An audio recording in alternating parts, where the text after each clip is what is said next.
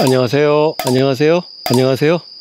반갑습니다. 여러분, 저는 거제에 와 있어요. 이 뒤에 보이는 것이 예전에, 지금은 영업을 하지 않는 곳인데 과거에는 조선소가 있었던 자리입니다. 저 뒤가 바다고 저쪽은 통영입니다. 이 자리에서 여러분을 뵙게 됐네요. 반갑습니다. 저는 앞으로 한 열흘 정도씩 전국 지역에서 지내면서 시민들과 청년들 말씀을 경청해 보려고 합니다. 저는 많이 들어야 좋은 정치 할 수 있다고 생각해요. 여야 모두 정치인들만의 정치공학이 민심에 우선하는 정치가 계속되고 있고, 그것에 대해서 여러분들께서 많이 실망하시고 계신데요. 이럴 때일수록 더 많이 듣고 더 생각하고 더 준비하겠습니다. 혹시 그 지역에서 제가 지나가면서 말을 걸면 반갑게 맞아주시면 고맙겠습니다. 제 말씀 잘 들리세요? 저한테 자꾸 힘내라 하시는 분들이 많이 계시는데요. 여러분이 힘내십시오. 저는 여러분이 힘내시면 여러분과 함께 끝까지 함께 하겠다는 말씀 드립니다. 제가 약속 드렸잖아요. 저는 약속을 지킵니다. 최근에 있었던 일들 몇 가지만 얘기할게요. 조희대 대법원장을 지금 이재명 민주당 정권이 숙청하려고 시도를 하고 있어요. 아주 노골적으로요. 얼마 전에 대법원장이 최은순 씨 관계자인 김충직 씨를 만났었다라는 듣기만 해도 허접한 가짜뉴스로 망신당하고도, 오늘은 민주당이 주도해서 조희대 대법원장 청문회, 대법관 5명을 증인으로 불러서 청문회를 한다고 합니다. 이런 나라 보셨습니까? 그런데 여러분, 그만큼 이재명 정권, 민주당 정권은 절박한 겁니다.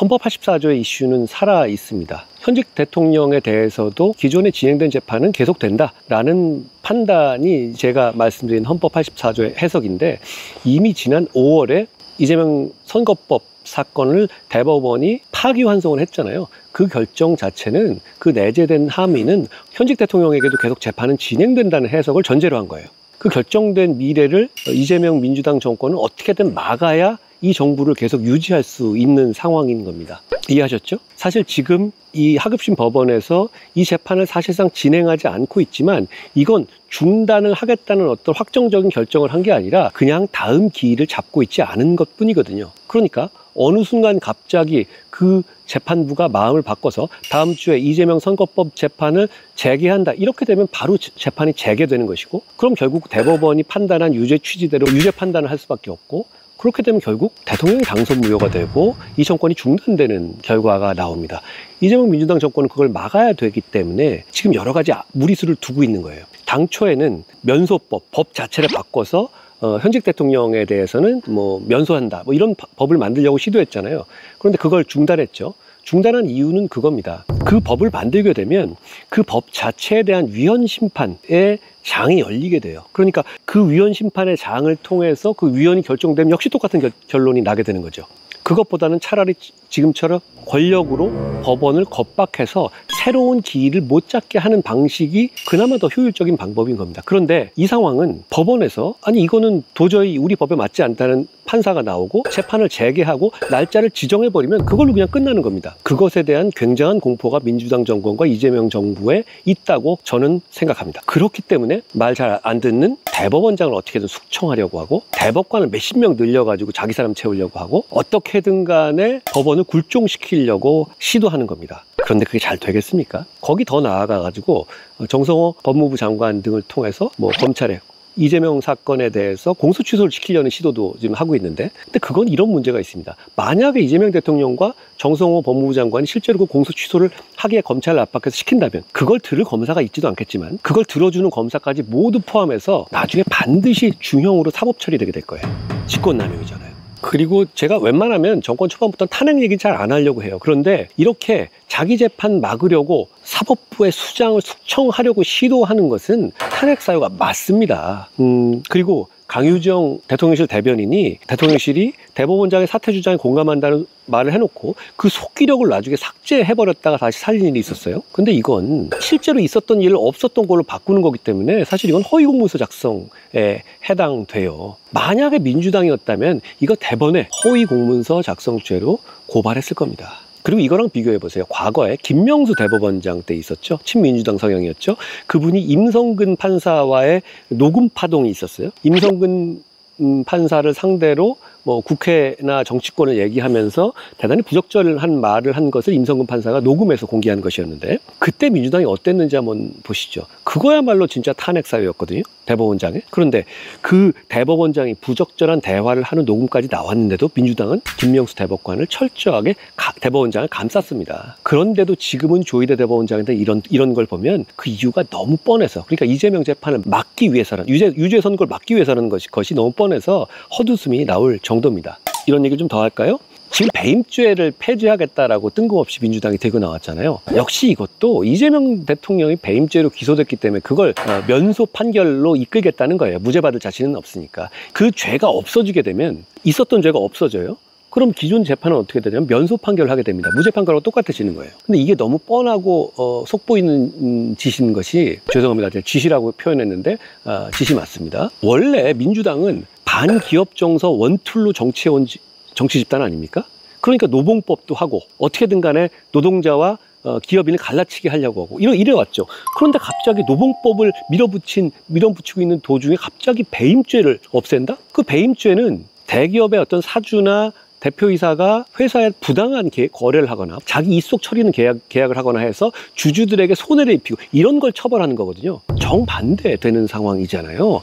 그런데 이걸 추진하는 이유? 당연합니다. 이거밖에 없어요. 이재명 대통령이 배임죄로 기소돼 있기 때문입니다. 저는 배임죄가 무리하게 확정되는 걸 당연히 반대합니다. 그런데 지금까지 판례로도 충분히 합리적인 적용을 가능해요. 전 이렇게 묻고 싶어요. 민주당한테 물을게요. 이재명 대통령이 배임죄 재판 안 받고 있더라도 과연 배임죄 폐지하겠다고 나설 겁니까? 가슴에 손을 얹고 말해보세요. 그러지 않을 겁니다. 급기야 오늘 김병기 민주당의 원내대표가 군부 독재와 권위주의 정권의 유산이다, 배임죄가요.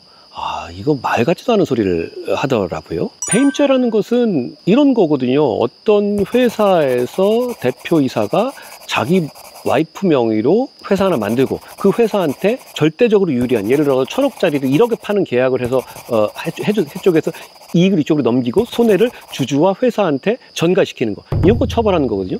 이게 권위주의하고 군부독재하고 무슨 상관입니까? 게다가 이분은 박종철 고문치사가 났던 바로 그 1987년 전두환 정권 당시에 안기부에 입사하셨던 분이에요. 저는 국정원에서 근무하시는 분들의 애국심을 의심하지 않아요. 그렇지만 1987년에 대학 졸업하고 처음에 전두환 안기부에 입사하는 그 장면을 생각해 보세요. 저는 민주당 이런 분이 매번 운동권 발휘하는 민주당 정권의 대표하는 거 되게 이상하다고 생각합니다. 여러분 이상하지 않으십니까? 이재명 대통령도 배임죄 처벌이 꼭 필요하다고 2012년 트위터에서 말했습니다. 그 이후에 자기가 배임죄로 재판받는 거 말고 달라진 사정은 아무것도 없습니다.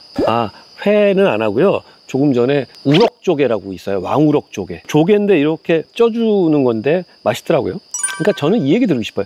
민주당은 반기업 정당이에요. 그런데 왜 배임죄 폐지하자고 안 하던 짓 할까요? 이재명 때문입니다. 다른 이유 없어요. 이거 우리 모두 알지 않습니까? 민주당도 알아요. 민주당 율사들도 알아요. 알면서도 이러는 거기 때문에 더 나쁜 거고, 심지어는 2012년에 이재명도 배임죄 반드시 필요하다고 했었습니다. 그 점 다시 한번 강조드릴게요. 특별재판부 계속 추진한다고 하는데요. 이거 위헌이에요. 자, 여러분, 특별재판부가 왜 문제가 되는지 이렇게 말씀드려볼게요. 만약에 당신이 재판을 받는데 당신에게 악감정이 있는 사람들로만 특별재판부를 구성한다고 쳐봅시다. 그러면 이 재판은 당신한테 불리하게 무조건 정해진 재판 아닙니까? 그거 괜찮습니까? 이게 민주주의, 법치주의 사회에서 가능한 겁니까? 그 특별재판부에다가 뭐 자기들 생각과 반하는 사람을 넣거나 랜덤으로 거기다가 무작위로 판사를 넣겠다는 거 아니잖아요. 무작위로 판사를 넣겠다는 거면 지금 시스템에서 달리 갈 이유가 없거든요. 지금 이건 반드시 중형을 선고해주고 묻지도 따지지도 않고 유죄 판결을 해줄 사람들을 골라서 집어넣겠다는 겁니다. 그건 재판이 아니라 개판이죠. 만약에 진짜로 그걸 하려면 이재명 비리 특별재판부를 만들고 그 재판부에다가 우리 당의 주진우, 유상범, 정점식 세 분을 재판부로 넣는 것을 동의하십시오. 이게 말이 안 된다는 걸 이해하시겠죠. 그런데 저 사람들이 하겠다는 건 바로 이겁니다. 그걸 하고 싶다면 이것도 해야 됩니다. 왜 위헌인지 이해가 가시죠? 그러니까 재판이라는 거는 아무리 모든 사람이 다 돌을 던지고 싶어도 그 판사의 양심에 따라서 무죄가 날 수도 있어야 재판이거든요. 그게 지금 이 다수결과 다른 거예요, 재판은. 그게 민주주의고 그게 법치주의입니다. 그런데 지금 이 사람들은 그걸 없애겠다는 거예요. 그러려면 결과를 정해놓고 자기들이 민주당 이 최고위원회에서 재판하면 되는 거잖아요. 또 하나요?